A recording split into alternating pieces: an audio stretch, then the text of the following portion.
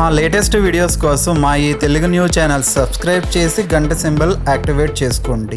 ఈరోజే క్షీరాబ్ది ద్వాదశి. సాయంత్రం 5:30 నుండి 7:30 మధ్యలో తులసి చెట్టు మొదట్లో ఇది ఒక్కటి పెడితే చాలు, లక్ష్మీదేవి మీ ఇంటికి వస్తుంది. వద్దన్న ధనం వస్తూనే ఉంటుంది. మీ కష్టాలన్నీ కూడా తీరిపోతాయి. మీ జీవితం అద్భుతంగా మారిపోతుంది.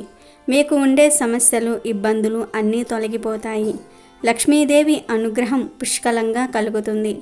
క్షీరాబ్ది ద్వాదశి అనేది తులసి మొక్కను పూజించే మహిమాన్వితమైన రోజు. ఈరోజు తులసికి, ఉసిరికి వివాహం చేస్తారు. తులసి మొక్కకు మన సాంప్రదాయంలో ఎంతో ప్రాధాన్యత ఉంది.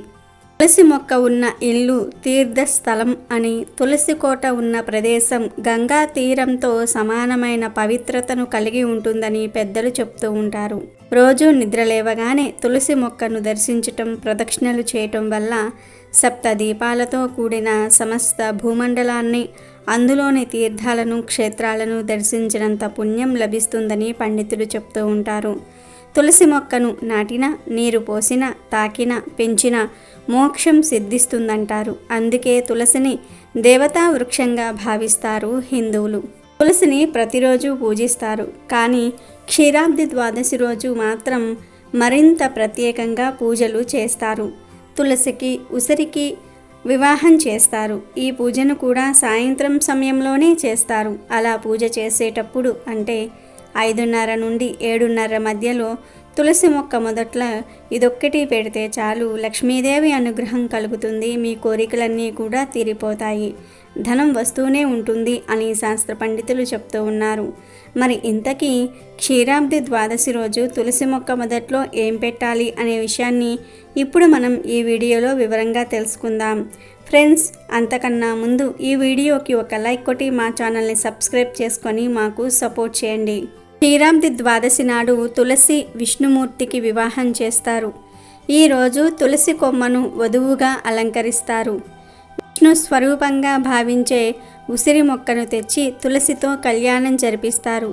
కొందరు కార్తీక శుక్ల ద్వాదశి నాడు తులసి మొక్క వద్ద ఉసిరి మొక్కలను నాటుతూ ఉంటారు.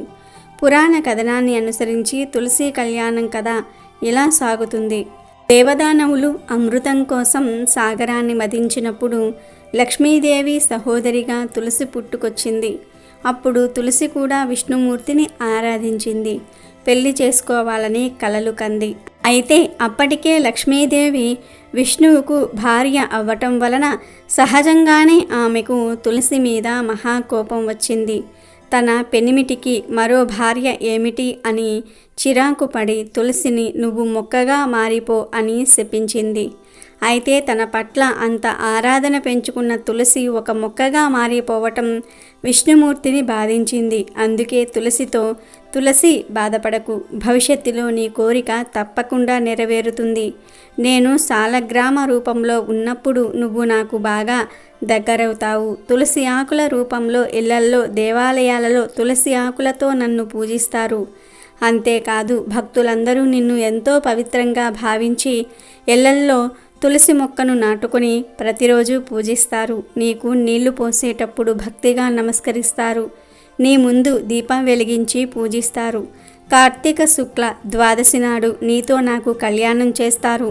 అప్పుడు నీ కోరిక తీరి సంతృప్తి చెందుతావు అంటూ ఓదార్చి దీవించాడు. ఆ విధంగా తులసి మొక్కకు ఎనలేని పవిత్రత చేకూరింది. కార్తీక ద్వాదశి నాడు తులసికి, ఉసిరికి వివాహం చేసే సాంప్రదాయం ఏర్పడింది.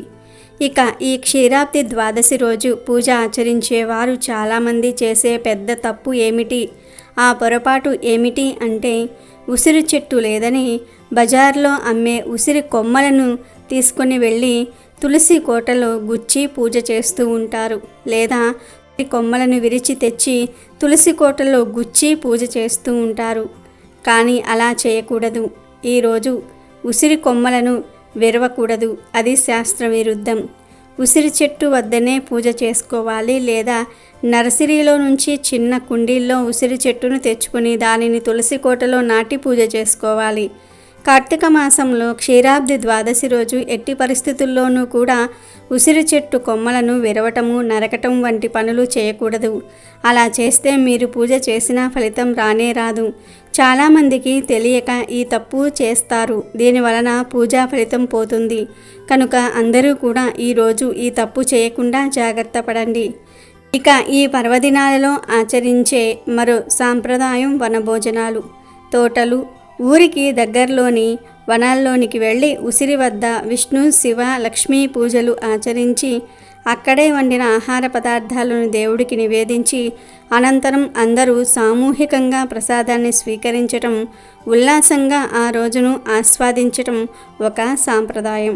అలాగే ఈ క్షీరాబ్ది ద్వాదశి రోజు తులసి కోట దగ్గర 365 ఒత్తులను కూడా వెలిగించవచ్చు. ఉపవాసం ఉండి 365 ఒత్తులను వెలిగిస్తే సంవత్సరమంతా కూడా దీపారాధన చేసిన ఫలితం వస్తుంది. ఇక ఈ క్షీరాబ్ది ద్వాదశి రోజు మీరు పూజ చేసే సమయంలో అంటే సాయంత్రం 5:30 నుండి 7:30 మధ్యలో చక్కగా ఒక వైట్ పేపర్ను తీసుకోండి. ఆ పేపర్లో ఒక స్పూన్ పసుపు వేయండి. అలాగే కొంచెం పచ్చకర్పూరాన్ని కూడా వేయండి. ఆ పసుపులో ఈ పచ్చకర్పూరాన్ని కూడా వేయండి. చివరిగా ఒక పువ్వు ఉన్న లవంగాన్ని కూడా వేయండి. ఒక స్పూన్ పసుపు, కొంచెం పచ్చకర్పూరము, ఒక లవంగం, ఈ మూడింటిని పేపర్లో వేయాలి. పచ్చకర్పూరం లేకపోతే మామూలు కర్పూరాన్ని కూడా వేయవచ్చు. ఇలా ఈ మూడింటిని వేసి ఆ పేపర్ను పొట్టంలాగా చుట్టండి. ఆ తర్వాత ఈ పొట్లాన్ని మీ ఎడమ చేతిలో పట్టుకుని ఇంట్లోని గదులన్నిటిలో కూడా తిరగండి. అంటే బెడ్రూము, కిచెను, హాలు, చివర్లో బాత్రూము, ఇలా అన్ని గదుల్లో తిరగండి. అలా తిరిగేటప్పుడు మా ఇంట్లో ఉన్న దుష్ట పీడలు, నెగటివ్ ఎనర్జీ, నరదృష్టి, నరఘోష అన్నీ పోవాలని చెప్పి కార్తీక దామోదరుడి అనుగ్రహం కలగాలి, లక్ష్మీదేవి అనుగ్రహంతో ధనలాభం కలగాలని మనస్ఫూర్తిగా సంకల్పం చెప్పుకోండి. మీ మనసులో అనుకుంటే చాలు, బయటకు అనాల్సిన పని లేదు. ఇలా ఇల్లంతా ఒక్కసారి తిరిగేసిన తర్వాత ఈ పొట్లాన్ని తీసుకొని వచ్చి మీ తులసి కోటలో తులసి చెట్టు మొదట్లో పెట్టండి.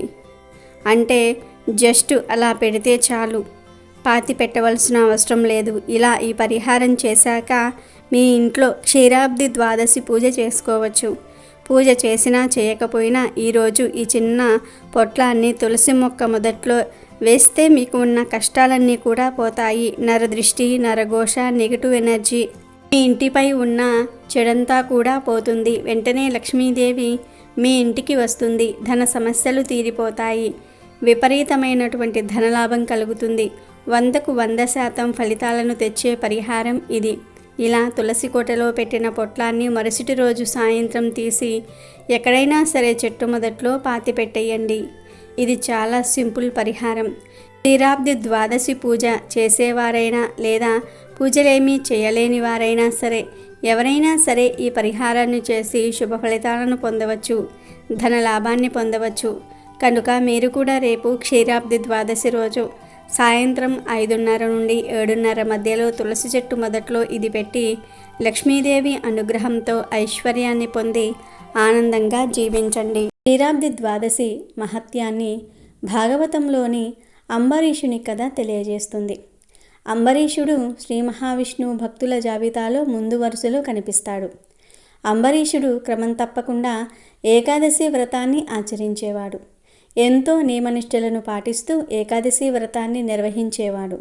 అలా ఒకసారి ఆయన కార్తీక మాసంలోనే ఏకాదశి వ్రతాన్ని నిర్వహిస్తాడు. ఏకాదశి రోజున ఉపవాసం ఉన్నవారు ద్వాదశి తిథి దాటిపోక ముందే పారణ చేయాలి. అంటే ఆహారం తీసుకోవాలి.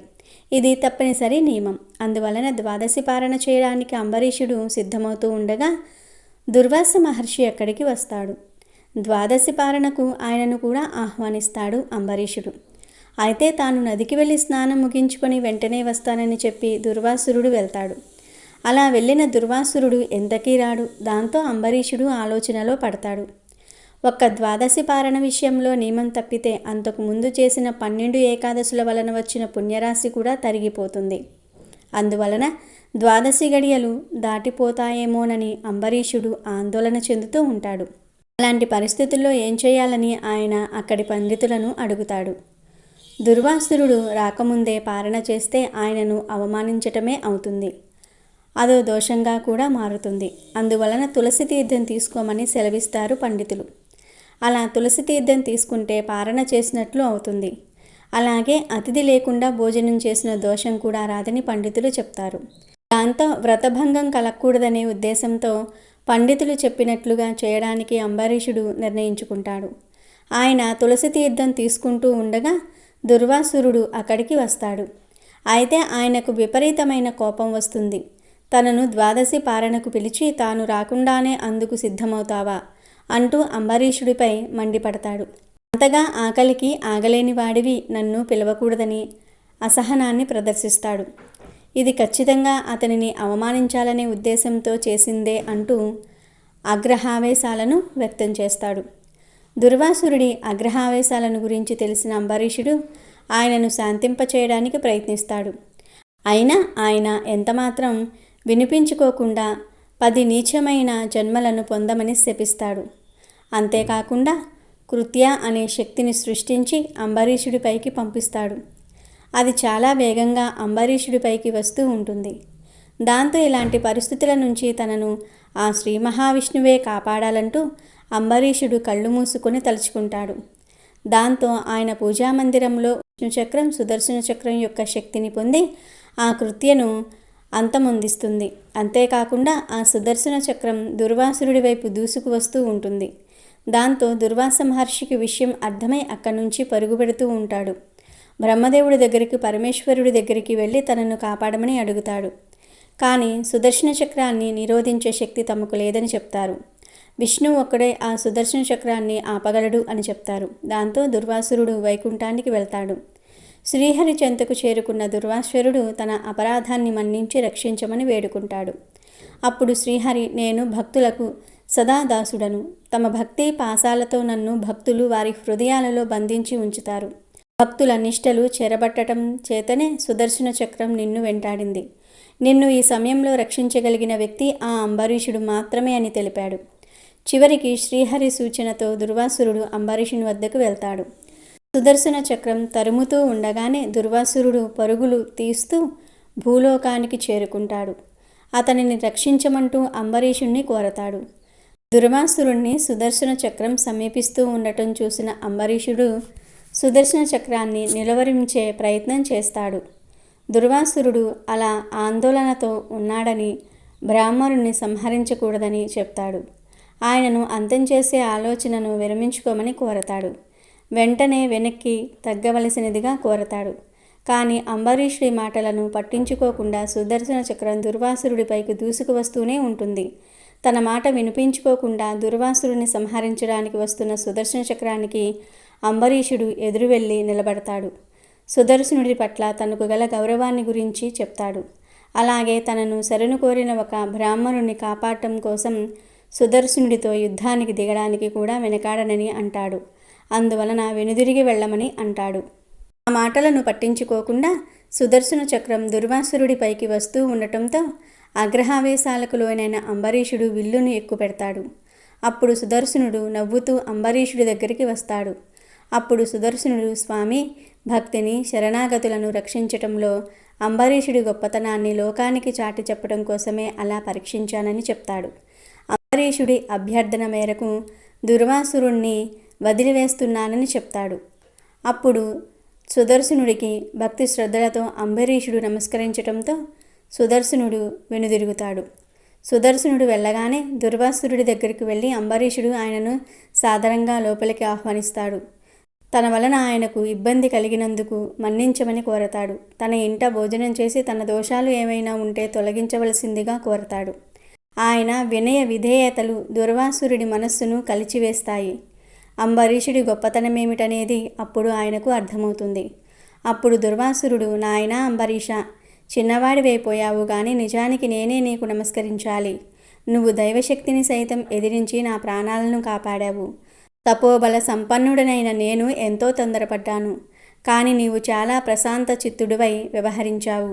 శ్రీ మహావిష్ణువు కరుణా కటాక్షాలు నీ యందు ఎందుకు అంతలా ఉన్నాయనేది నాకు అర్థమైంది. ఈరోజు లోకాలన్నిటికీ నీ భక్తి గొప్పతనం ఘనమైన రీతిలో వెల్లడయింది. క్షీరాబ్ది ద్వాదశి పుణ్యతిథి రోజు నీ కథా శ్రవణం చేసిన వారు ద్వాదశి పుణ్యాన్ని, విష్ణు సాయుధ్యాన్ని పొందుతారని అనుగ్రహించాడు. ఆ తర్వాత భోజనం చేసి అంబరీషుని ఆశీర్వదించి అక్కడి నుంచి తన ఆశ్రమానికి వెళ్ళిపోయాడు. వీడియో నచ్చితే లైక్ చేయండి, షేర్ చేయండి, బట్ సబ్స్క్రైబ్ చేసుకోవడం మర్చిపోవద్దు.